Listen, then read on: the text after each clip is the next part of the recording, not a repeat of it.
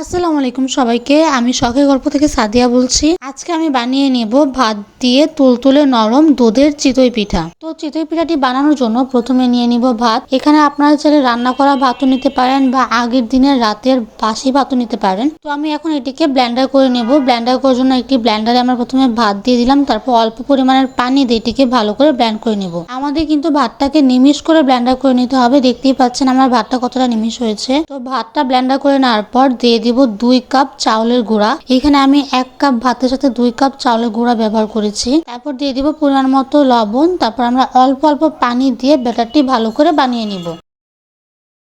ঠিক এইভাবে আমাদের ভালো করে ব্যাটারটিকে বানিয়ে নিতে হবে। দেখতেই পাচ্ছেন আমার ব্যাটারটি খুব একটা ঘনও না, খুব একটা পাতলাও না। তো আমার এখানে ব্যাটারটি বানানো হয়ে গিয়েছে। আমি এখন পিঠাটা বানিয়ে নিব। তো পিঠাটি বানিয়ে নেওয়ার জন্য আমরা প্রথমে একটি কড়াই ভালো করে গরম করে নিব। তারপর ব্যাটারটি দিয়ে ভালো করে পিঠা বানিয়ে নিব।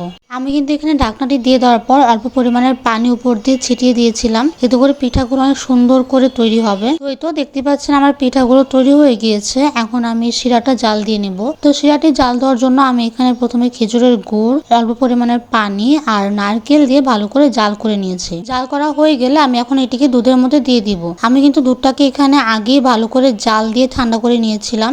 শিরাটি দিয়ে দেওয়ার পর আমরা এখন এটিকে ভালো করে মিশিয়ে জাল দিয়ে নিব।